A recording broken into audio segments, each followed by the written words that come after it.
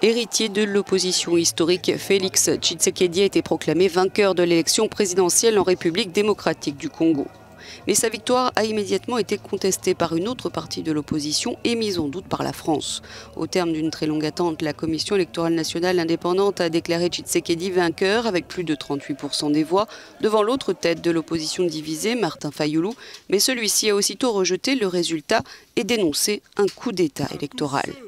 La France a semblé lui donner raison par la voix de son ministre des Affaires étrangères, Jean-Yves Le Drian. Ces élections se sont déroulées à peu près dans le calme, ce qui est une bonne chose, mais il semble bien que les résultats proclamés, M. Tshisekedi déclaré vainqueur, ne soient pas conformes aux résultats que l'on a pu constater. Comment vous le savez ? La conférence épiscopale du Congo a fait des vérifications, a annoncé des résultats qui étaient totalement différents. Donc vous craignez des troubles ? Je pense qu'il faut qu'il y ait d'abord qu'on garde son calme, qu'on évite les affrontements, et puis que la clarté soit faite sur ces résultats qui sont inverses à ceux que l'on imaginait et à ceux qui étaient avancés. Parce que ça peut mal tourner, parce que M. Fayulu était a priori le leader sortant.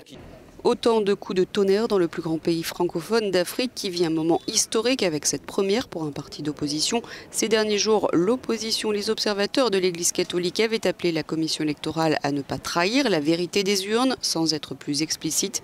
La Cour constitutionnelle doit publier les résultats définitifs d'ici mi-janvier et les perdants de la présidentielle ont encore 10 jours pour contester les résultats auprès de l'institution.